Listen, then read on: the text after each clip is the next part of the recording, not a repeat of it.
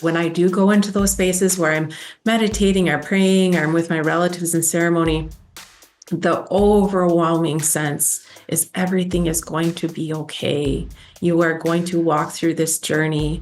You have these strengths and things that we survive through so that you could continue and you could be alive now. Welcome to Point of Relation with Thomas Hübl, a podcast that illuminates the path to collective healing at the intersection of science and mysticism. This is the Point of Relation.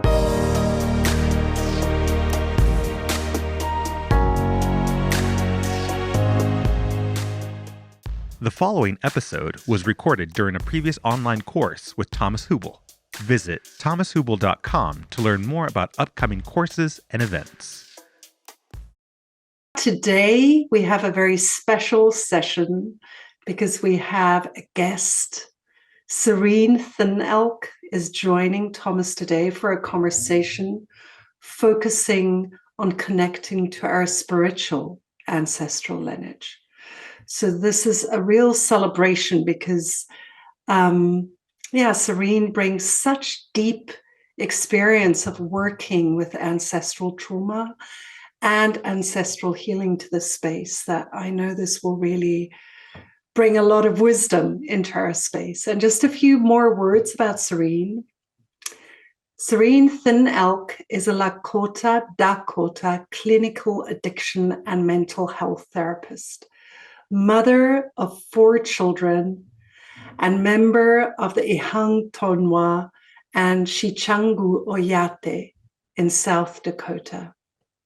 She's the Community Programs Director with South Dakota Urban Indian Health and seeks to integrate culture and spirituality into community healing models.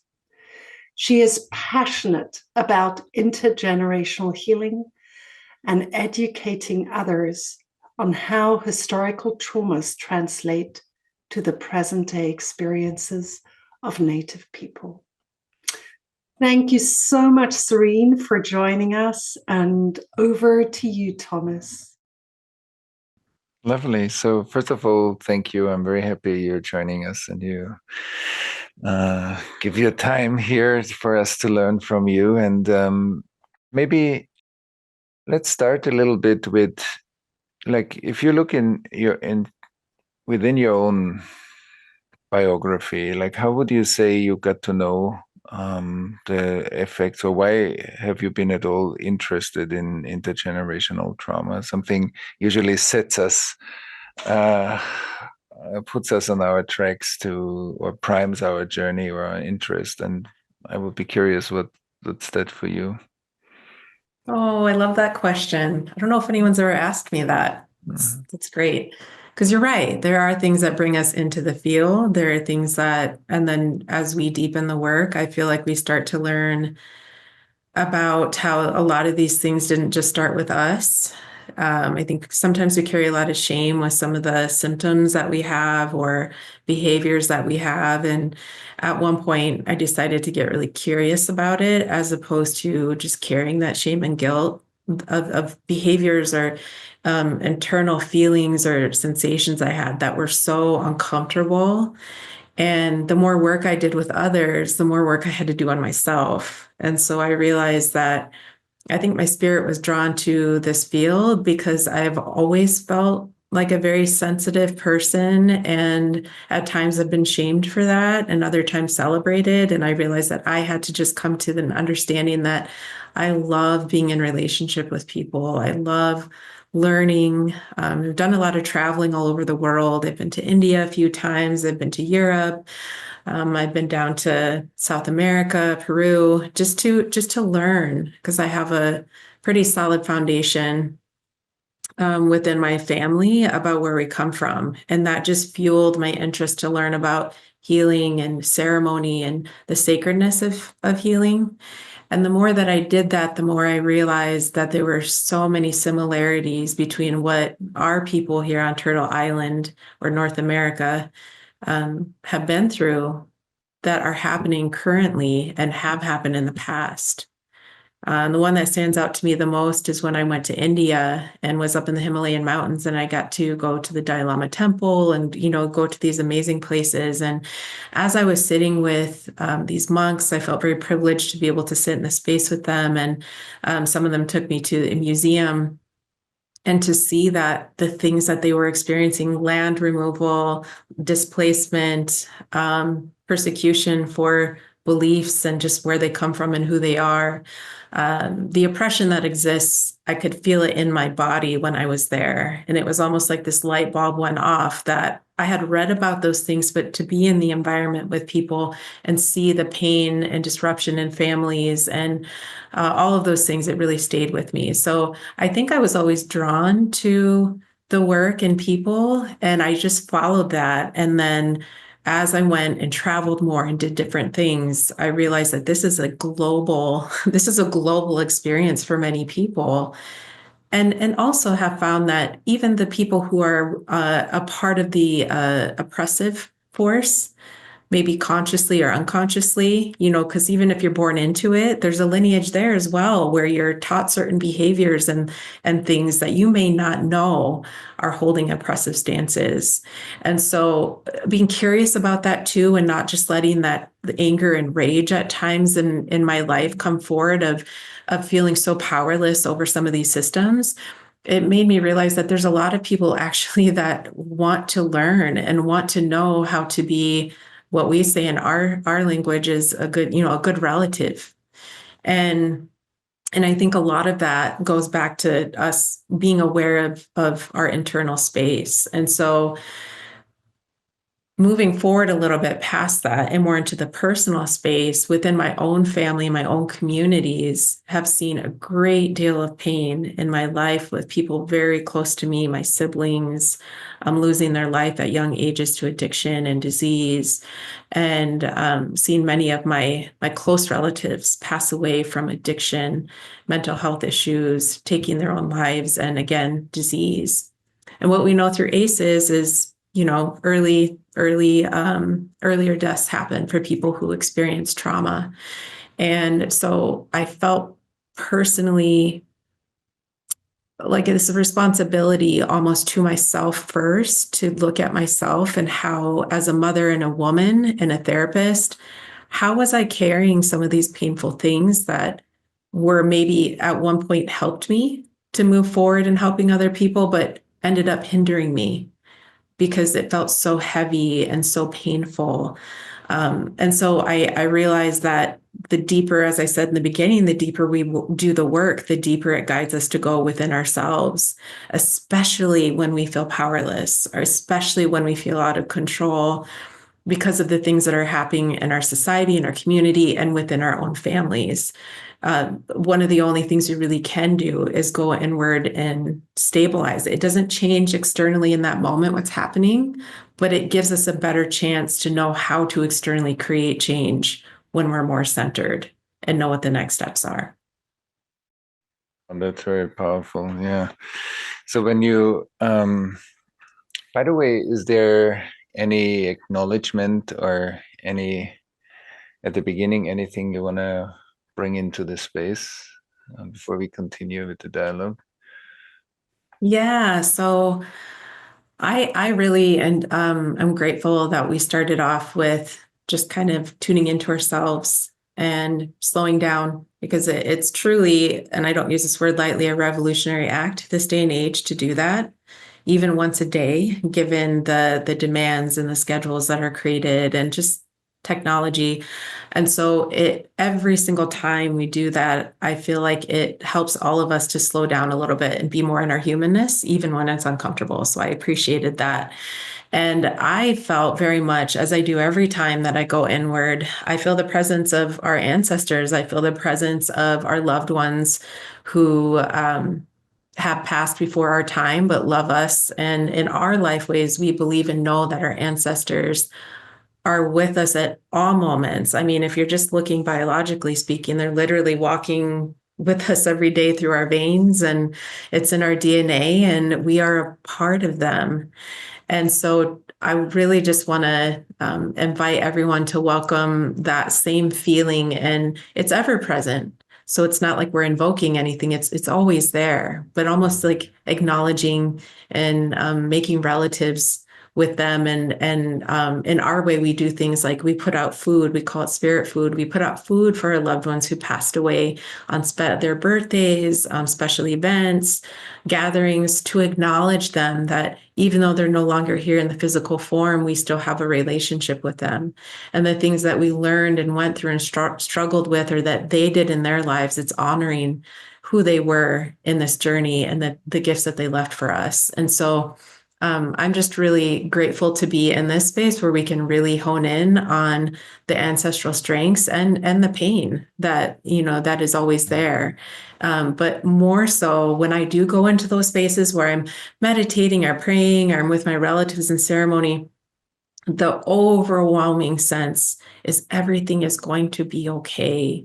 You are going to walk through this journey. You have these strengths and things that we survived through so that you could continue and you could be alive now. And there's so many teachings that each of us come from, no matter how removed we are from our people and some of the teachings. There's always a way to tune back into that. I feel like when we experience so much pain and so much struggle, or we're witnessing and observing it, it creates that really strong sense of the unknown and out of control, and will this ever change? And I think being able to tune into those strengths by just listening and being is, in my opinion, humble opinion, is where it starts. Because if we get too much into the wanting to create the shifts without first understanding that, okay, how do I calm my nervous system? How do I tune into my spirit and then make some of those decisions? It's my belief that we will always be guided by our ancestors in that process. Yeah, I also felt it when you said the slowing down and the being. In that moment, you transmit being. And so when we bring it into the space, like when you spoke about it now, and the slowing down, so we literally, when it's not just words on top of it, but when it's connected to our inner state, I could feel your own being, as you said it, touching my nervous system. So that's amazing. So there is also like something in the transmission, that presence. I often say presence goes viral. And so when there is real presence in the room, it helps all of us to ground ourselves. At least it increases the probability. So that's lovely. When you, I would love to hear from you more about like how you look at how the intergenerational trauma and the strength that you spoke about do show up in our nervous system. So how in your work, if at all, whatever you let us know, like how do we discern, okay, this is, and you're also a therapist, so this is my childhood experience, this is my childhood trauma, this happened when I don't know, when I was 5, but and then how to create a discernment between a younger part of me that got hurt in my own biography, and how do I discern that from intergenerational trauma that sits, as you said, in my veins, in my cells, in my epigenetics, and like it's encoded in me. So can you speak a little bit how in the work that you're doing you create a discernment? Is the discernment needed? Is it coming by itself? Do we need to know anything? Any insights you have? Yeah. So I really, as you're saying that, it kind of just came to me very strongly, and just remembering some of the stories of the people that I work with, that it really, in my opinion, starts in an individual level. We feel so much collectively, and it's an unconscious thing that I recognize through a lot of the work that I've done with others and myself, that there were so many beliefs about ourselves that we carry. And I have found one of the most powerful spaces. And again, it doesn't just have to be done one-on-one with a therapist and someone coming in for help. It can be done in these sorts of spaces, right? Where we're reflecting on ourselves. So I think it's that self-reflection and an individual experience that helps us to to walk through it and understand how it might be connected to the past. But first, recognizing and honoring the things that wounded us personally in this life. Because from there, we can kind of start to go back and map out a little bit. Where might that have come from my father or mother or caregiver? Um, but before we can actually be curious and go back in the lineage, I feel that we have to have enough of an understanding of ourselves and the things that we might be carrying within our own life experience and honor that, because we are here individually for an experience and for a reason, is my personal belief in our journey to expand consciousness and to understand and grow and learn. And so starting from that point and then really looking and feeling like, wow, yeah, now I see that this is why, my father was this way. And it was because he was removed, and my mother was removed as well and adopted, and they were trying their best to parent. And then actually their grandparents were in boarding, their parents were in boarding school. And so they had all of their language taken away, all their spirituality. And I think if you, I can speak from personal experience that I tried to jump too quickly and almost intellectualize my healing in a way where it was easier to go back to the traumas that our people went through. I'm not saying it was easy. It wasn't easy, but it was easier than for some reason, I wasn't ready to go inward with my own pain and my own trauma. And so becoming a therapist and learning about how to help others, and then looking at intergenerational trauma and what our ancestors went through, it was an important part of my healing. But there was a point where I realized that all of this work that I felt so called to do was actually a calling for me to come home to myself in a way that I literally had no idea how far away I was from my own spirit and my own body. And I would hear people say things like that along the way, and I would think, oh, interesting. I never judged it, but I thought, I feel like I'm there. Like, I feel like I'm, and then some of your past traumas come up, you have significant losses, and it rocks you to your core, and you have no choice after a while to figure out, how do I piece myself back together and learn how to feel safe in my own body again, instead of escaping, in other ways. And so I have a belief that it's very much the individual experience and honoring the whole universe of that. Like, there's a whole experience of that, and not being caught up in that, but understanding that this is also tied to things that happened before I was born. Yeah, that's beautiful. First of all, I wholeheartedly agree. And like I often say, in doubt, come back to yourself. So like Yes. we always start first here, and then from there, as we build a vessel or like a cup that is more healed, then we can branch out and include more. That's Yeah. beautiful. And I love your description. You said something very important. I think sometimes we think we know, but Mm. actually, we don't know as long as we don't feel how far away we are from ourselves. And only when Mm. it gets revealed, it gets revealed. Like, sometimes as you Yes. said, I thought, oh yeah, I'm here and it's okay. But actually, actually, Yeah. only when we find out that we are not, we realize that we were not. And so and without judging it, but I think it's important that we don't know what we don't know. We just see symptoms, so that was a beautiful description, also very open, transparent description of your own process. And so as we deepen, let's say we do our inner work, and you said something else, and maybe we can connect that as we connect deeper to our ancestors. And let's say I heard you say before, and my ancestors were disconnected from their language, from their culture, from their family, so when there are these more massive cuts in the lineage, the transmission of knowledge and spirit and like the cultural wisdom, like how does that show up? For example, how did you encounter this in yourself? How do you see it in your clients or people you work with? And and what's needed to reconnect so that that flow, like that data flow throughout the generation can Mm. be, or generations can be activated again. And Yeah. so maybe you can speak a little bit to that. Yeah, well, I think it would be good to start with a little bit of history for folks that don't know what some of our, Indigenous people on Turtle Island went through. So Canada, US, and Mexico. So there were different acts passed within different countries. So I can just focus on the US just to give an example of how that then affected my family generations later.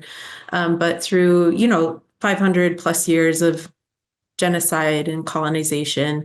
In the early 1800s, there was the boarding school era that began, is what we call the boarding school era. They were really prison, imprisonment camps is what they were, but they called them boarding schools, where all Indigenous children across the U.S. were forcibly removed from their families to attend these boarding schools, and they were the whole idea was to civilize, in their eyes, civilize Native people and take away language, culture, take them away from our kinship systems to make them into Christian humans, where yes, they were still brown, but hey, they would be just like us in the Western civilized world. And so the damage that was done for generation after generation of these boarding schools is enormous.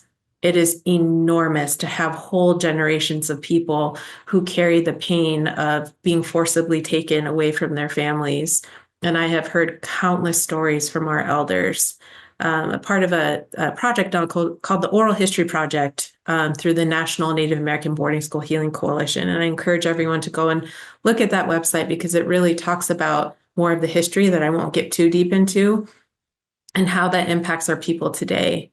And so these stories of when individuals, children, babies were taken away, when the elders recall those stories and I sit with them and they're crying as if they were a child still and remembering the powerlessness and not understanding sometimes why their parents let them go. And so, a lot of times with trauma, there's a lot of confusion because you don't understand a lot of things when you're younger. And a lot of times the parents didn't want to scare their children. And they didn't want them to be worried about going with these people. So they tried to make it a not as traumatic process. But sometimes the child uh, perceived that as they're letting me go. Why didn't they try to keep me? And I like so many elders have so many questions about what happened to our people. And once they entered into this space of the boarding school, they were lined up, their hair was buzzed off. Hair is very powerful and important in our culture. It's an extension of our DNA, therefore an extension of our spirit. That's why in some of our ceremonies, when we're grieving, we cut our hair as a way of signifying what a loss that was for us. So our hair is the first thing they took off. And then they would very often, and this was a persistent thing throughout their lives of staying in boarding school, is would try to scrub. They would tell them they were dirty and savages and would have to try to scrub the brown off of them. And also rampant sexual, mental, physical, and spiritual abuse. The stories that you would hear from the nuns and the priests that were in charge of these school, people would not believe how evil that it was for them to be a part of these schools. And so generationally, when one generation would get out and try to start a family and live a life, not only are they experiencing the oppression of the outside world, just so many stories of racism and police brutality from so many people across the board in the older generation. They aren't able to cope with that because they've been traumatized from the time they were young, and saying, don't be in your body. And you imagine if you're continuously beat or abused in some way or put down, that you're going to likely dissociate, or, that fight, flight, freeze, like all of those things are automatic responses. And so they go on and either behaviorally hand that down to people, or just, well, they'll see, people are born into it and they may not understand why they're carrying some of these feelings of shame. Like myself, there's a lot of things that I recognized in my own journey come directly from the boarding schools and directly from the colonization process that happened. And I think that the wounding, the psychological, spiritual wounding that happened through historical trauma.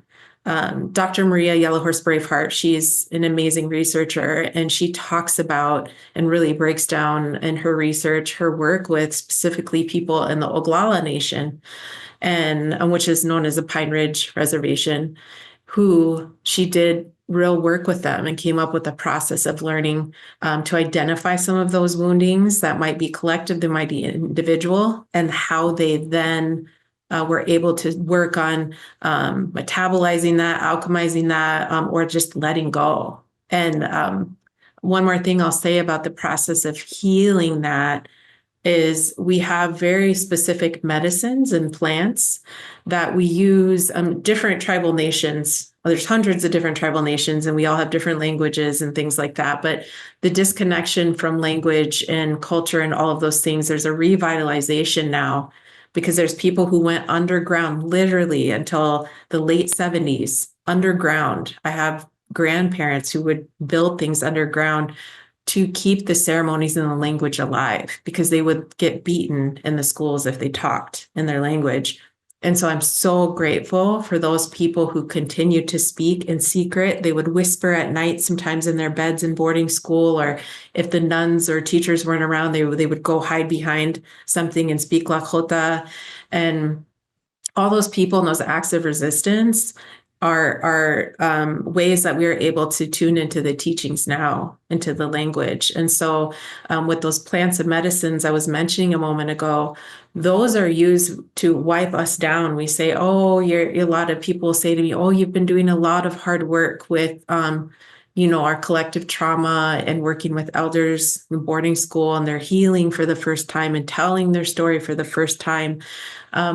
You need to be wiped down, is what they call it. So we take the medicines and whatever it may be, the feathers, the fan, and we actually wipe our bodies physically down, and that helps our spirit to cleanse and continue to be just more able to be present and not feeling and having all that infiltrate our being in the same way. And so even though those things were attempted to be taken from us, and our identities and all of that were attempted to be taken from us, it's true that many of our people are still hurting. But there's something very strong about our life ways that we have been able to hold on to that has helped us to continue. Yeah, I want to just take a moment to slow down. I mean, you said so many important things, but they're filled with so much pain. Also, so maybe for us or for everybody who's listening, to really have a moment to listen and to take in a bit deeper what you just said. I think it's so meaningful that creating a moment of listening. Sometimes we hear things intellectually, but we don't hear them really. That's why we are not really witnesses to each other. And maybe we can just allow, the collective pain and the collective wisdom that you shared with us right now rest for just a moment in the room, so that that everyone who's listening can look, okay, who am I in relationship to what I just heard? And the group is kind of your resonance body, because that's where I think where the true work happens also, that we slow down to not habitually think, oh yeah, I heard you, but I look if I really hear you on a deeper level, that my body participates in the listening, my emotions can touch the emotions that you share, because it's very powerful what you just shared with us. Thank you for that.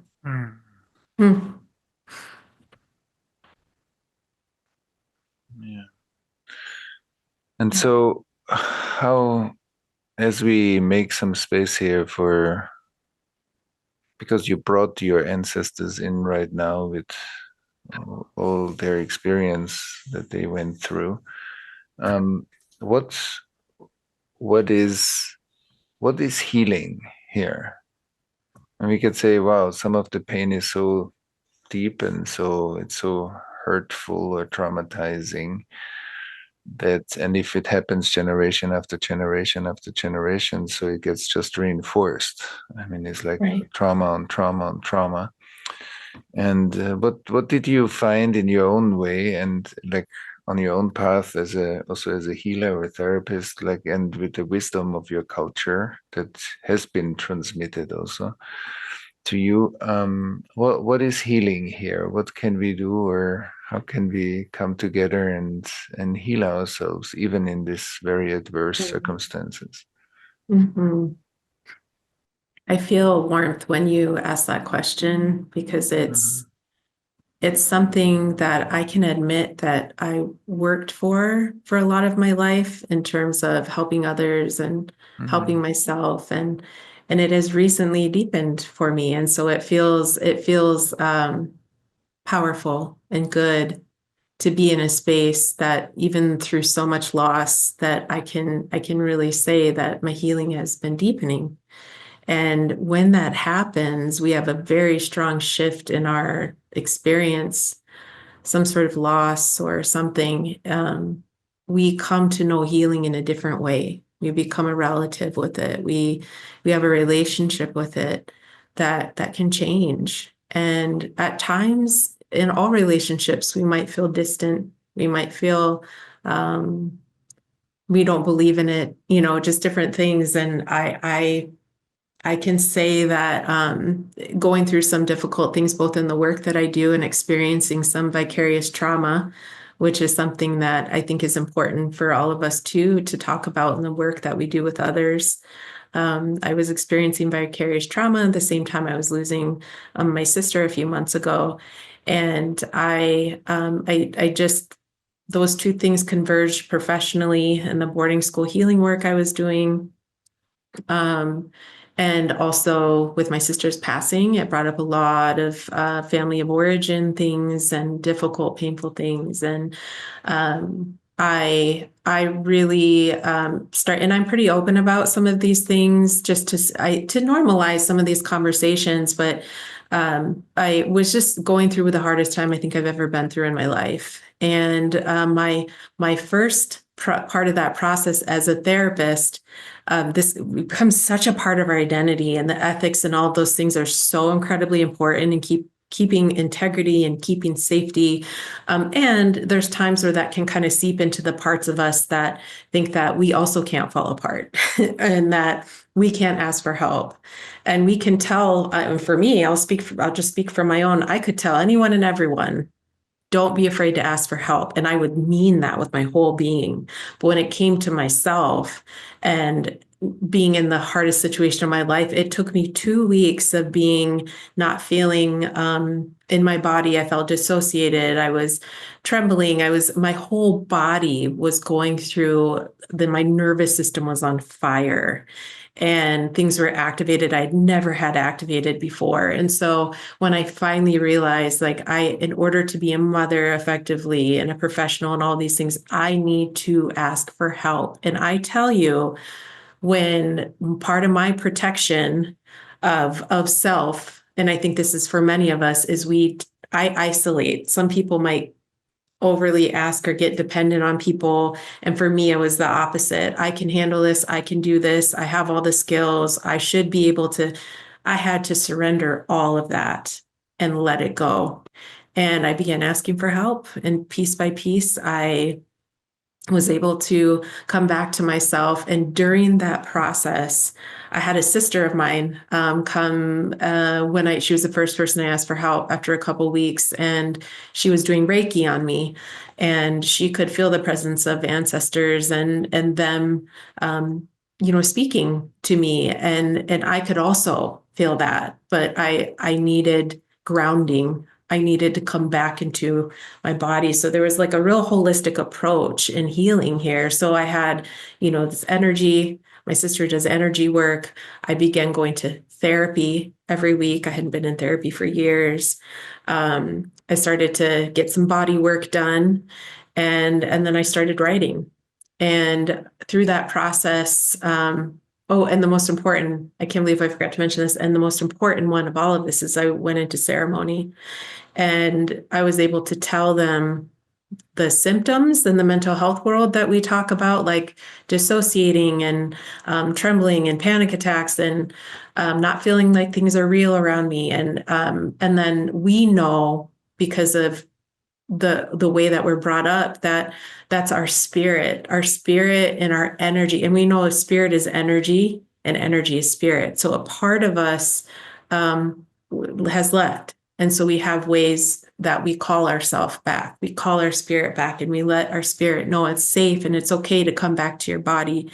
And I'm consenting to this. And I want to, but you have to do it piece by piece by, things that sometimes the medicine person will tell you, these are things you need to do every day for 4 days or just different things like that. And so it was truly a holistic where I used some Western medicine and skills. I remember doing the polyvagal exercises for hours. Like people would not understand, but I was like, I'm so grateful for the people who did this research and were able to bring this forward because it was helping me. It was giving me something.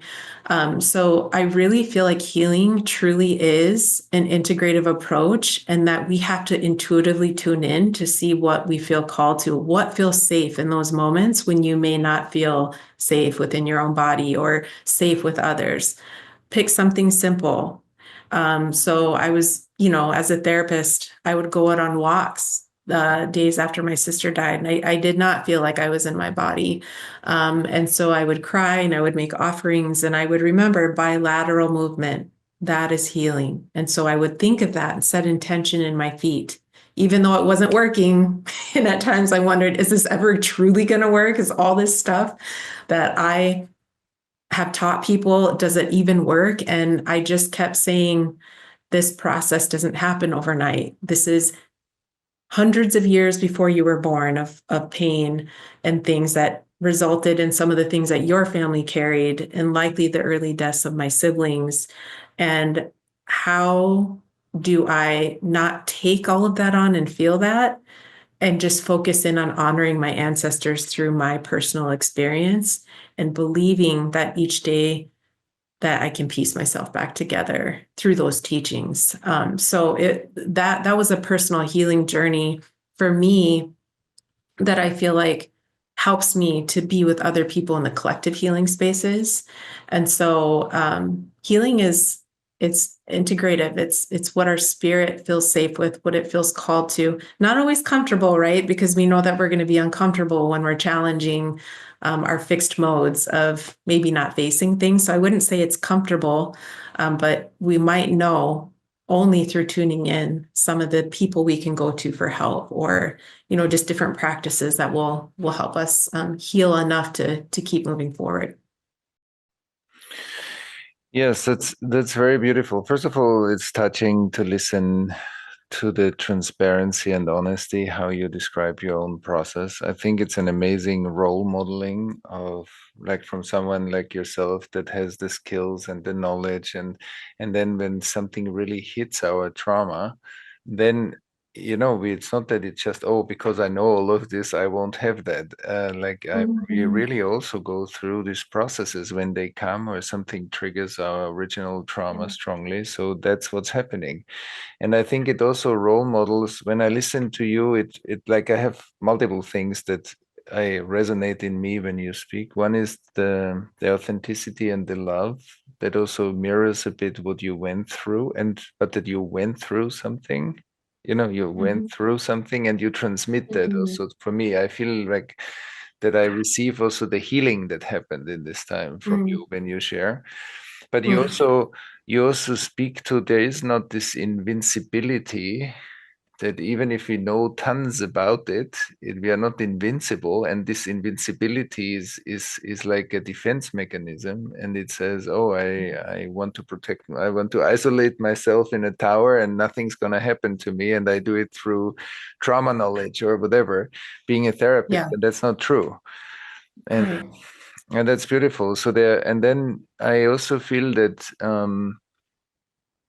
that when you the fact that how you spoke about your own journey also lands in me when I hear you as a therapist and somebody who works with groups and people like that. You give yourself to that process that deeply. I think that's a true commitment to the journey of a healer. Mm. It makes your work very credible for me to hear how you are going through different stages of your own process, because I think that's the only thing that at the end of the day really heals, is what Mm. we really integrated and we embody. And so I heard that also when you spoke, so that was really beautiful, so thank you for that. Yeah. Thank you for that feedback. It's to go from this persona and identity that, one is created within our family systems, just happens, and then through society, sometimes our identity as women, as an Indigenous woman, as a mother, as a therapist, sort of there's social contracts that we have of how we should behave, which are very healthy in some ways, and other ways limit us, right? And so it's very different than I think in the beginning of the work, when I started way back in the early 2000s, to where I am now, to know just this knowing. I think when you go there within yourself, often forcibly, like it's not a place where I'm like, I think I'm just going to dig deep and kind of fall apart. It's like things happen.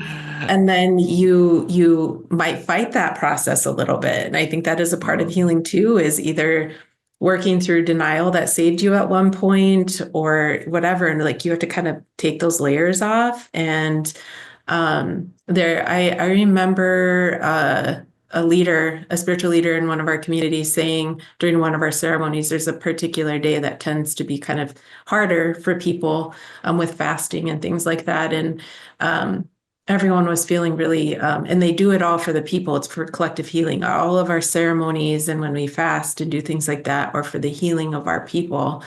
And I remember him saying, day 3 is the hardest, and it's also the most sacred time. It's the most sacred time because all of your defenses and the masks we wear and the things that we do to stay strong, we're stripped of those things because we are really focusing on, just getting through while we pray. We don't have the food and water and things like that. And it's a beautiful ceremony and everyone knows what they're doing and why they're doing it, and it can be hard. And so some of those words encourage people. And I remember thinking, I've heard that about grief too, that it's one of the most sacred times to be a human being, because we are really stripped of so many things that we usually walk with in our day-to-day life. And it forces us to learn how to breathe. Sometimes it's just, I need to breathe. That's all I know right now, and that sacred breath of life, tuning into that isn't something we maybe do as often when things are going well and flowing. And so if anything, these moments of humanness and suffering, they bring us back to ourselves in a way that we maybe wouldn't have gone into if we weren't faced with these things. And these are things that we all face, right? As humans. And so I always remember that talking about ceremony and the hardest time is when you are the most sacred, and that vulnerability and being able to come open and look at things and feel things differently. It reframes it. It reframes it where instead of just thinking this is hard and why is it this way? And those are natural parts of the process, but to not only see that, to know that there's always something balancing those really painful, difficult things during those times. Yeah, this reminds me, that's beautiful. This reminds me of that when in crisis, don't look for the solution, look for the next step. And maybe the next step is my breath. Because when things are flowing, we can envision our life, our work, whatever we want to contribute, and it's we have a long range vision. But when we are in a crisis, we often don't. And because we don't have that, it's very important to at least look, where is my next step? And so I heard you say that a bit. And what I also love is the commitment to healing, is I think the commitment to comfort and discomfort. And I think only when we do that, for me, that's very deep or clear, that if we avoid discomfort in our life, we cannot be somebody that can go with people through a healing crisis, that, as you described it just before. I think to be really willing to be with each other is also to to really walk our talk. And when I heard your journey, it gave me such a good feeling. Oh, I hear you walking your talk, and even with all the struggle, but that's part of it. And so that's, yeah. So is there anything else like that you think is important for us to know? I heard it's really also takes the courage to face our own shadows, our own traumas, and we don't know when they will come up. Maybe for 10 years things are flowing beautifully, something happens and boom. And that there is no guarantee that being on a healing journey will not prevent that if it needs to come up or if it's in our system. That's one thing I heard from you. Yeah. I think we're always deepening it. And one thing that became abundantly clear to me just through the years, again, the privilege of sitting with others and also my own journey and seeing people I love go through things, is that this cliche concept of we need other people. And to deeply realize that I really can't do it on my own. I really truly have to. And it's not about humbling ourselves, because a lot of people, the reason why they aren't reaching out for help is because of shame, right? It's not like, oh, humble yourself and ask for help. It's working through that to be able to connect. And there's a really interesting dynamic within our Native communities is lateral violence. And lateral violence, in my belief, comes from internalized oppression and the things that we've internalized from people around us who have told us we're less than. It can be the voice of, the parent, but of course, for the children in the boarding schools, it was being told every day they were savages and dirty and evil and sinful just because they were born, Indigenous.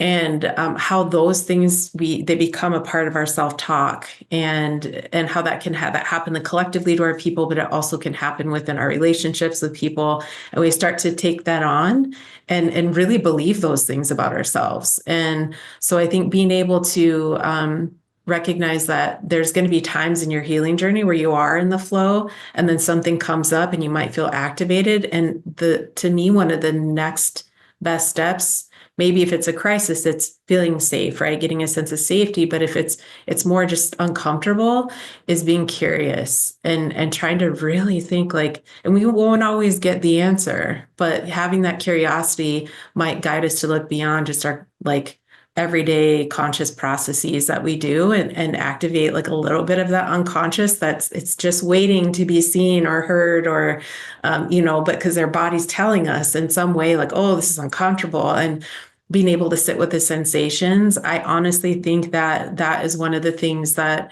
can help us to make better decisions, to find healing, to work through lateral violence.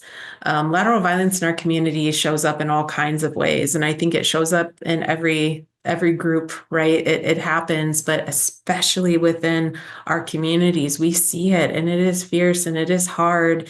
And so many people, if you just look at people just in the physiological way of being activated, or a part of the brain being set off or turned off with this trigger, this activation, we have a lot of our people, because of that recent historical trauma and current oppression, that are just always activated in their nervous systems, and also defenses and blind spots and all of those things. And so we have a lot of people, we all know our people need help.